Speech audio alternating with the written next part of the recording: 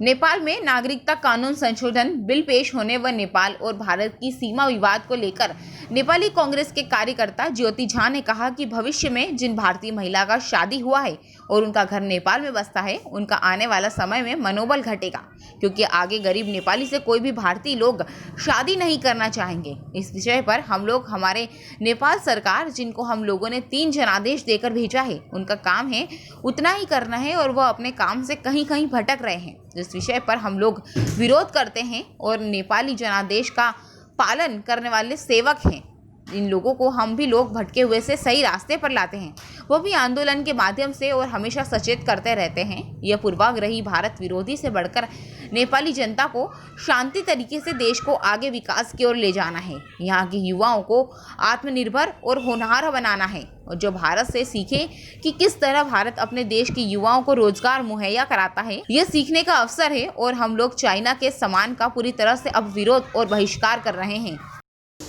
देखिए, ये ऐसा बात है कि जैसे 2 बड़े भाई छोटे भाई में अपने ज़मीन को अंशबंडा के लिए जैसे एक होता है, हम लोग ऐसा समझ रहे हैं कि लिपु लेक, लिम्पियाधुरा और काला पानी का जो विषय है, वो वास्तव में हम लोग भारत के शुभचिंतक हैं और रहेंगे।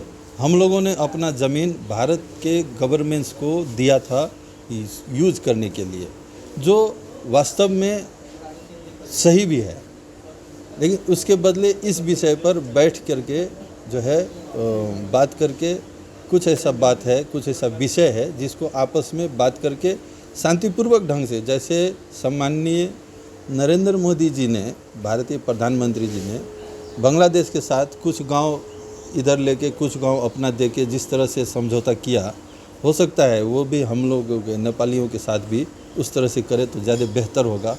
और हमारा मान रखना भारतीय गवर्नमेंट्स, भारतीय जनता का एक दायित्व बनता है। भारत का, भारतीय जनता का, भारत सरकार का सम्मान करना हम लोगों का एक दायित्व है। और हम लोग अदृश्य रूप से इस तरह जुड़े हुए हैं कि कोई भी बाहरी शक्ति हम लोगों को अलग नहीं कर सकता है। ये आपका शुभ नाम? ज्योति झा। क्या है आप? हम स्थानीय समाजसेवी हैं। हम नेपाली कांग्रेस के एक सामान्य कार्यकर्ता हैं और मेरा घर नेपाल सप्तरी जिला भारदा गांव है। भविष्य में इसका बहुत ज़्यादा जो है हमारे भारतीय मूल की जो महिलाएं हैं या विदेशी मूल की जो महिलाएं जिनका शादी नेपाली मूल के पुरुष से होकर के नेपाल में बसोबास करती हैं, इन लोगों का मनोबल घटेगा और आगे किसी गरीब नेपाली का कोई अपना जो है शादी नहीं करेगा अपने लड़कियों से। इस विषय पर हम लोग हमारे यहाँ के जो हमारे यहाँ नेपाल का जो नेपाल सरकार है, जिसको हम लोगों ने 3 जनादेश दे के भेजा है, उनका काम है बस उतना ही करना, और वो अपने काम से कहीं कहीं भटक जाते हैं, जिस विषय पर हम लोग विरोध करते हैं। और नेपाली जनादेश का जो ये लोग जो जनादेश का पालन करने वाले सेवक लोग हैं, इन लोगों को हम लोग उनका जो भटका हुआ मार्ग से फिर हम लोग सही रास्ते पर लाते हैं आंदोलन के मार्फत, और हम लोग सचेत करते रहते हैं।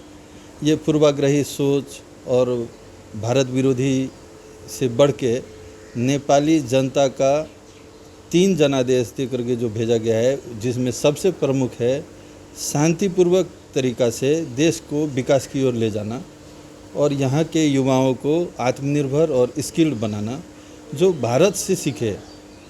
भारत के गवर्नमेंट्स ने किस तरह से अपने देश के युवाओं को अपने ही देश में रोज़गार के लिए जो है अवसर मुहैया करा रहा है, ये सीखने का अवसर है इन लोगों के लिए। अभी तो नया शुरुआत है हमारे यहाँ राज्य व्यवस्थापन का।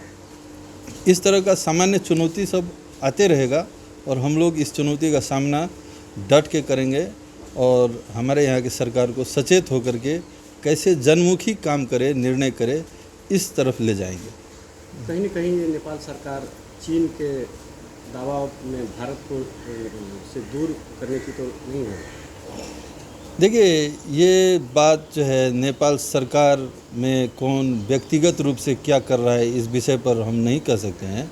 व्यक्तिगत किसी का किसी देश के प्रति झुकाव होना, वो उसके व्यक्तित्व स्वतंत्रता का एक अपना ये अधिकार है।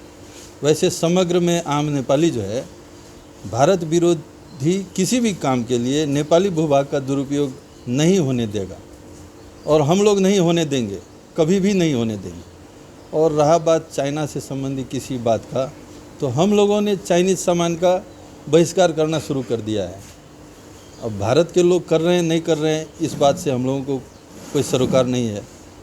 चाइनीज़ एजेंडा, चाइना का जो भी हो सकता है कि वो नेपाल को भी, नेपाल के अर्थतंत्र को अपने कब्जे में लेने का कोशिश कर रहा हो, लेकिन ऐसा बात नहीं है कि हम लोग नेपाली लोग सचेत नहीं हैं।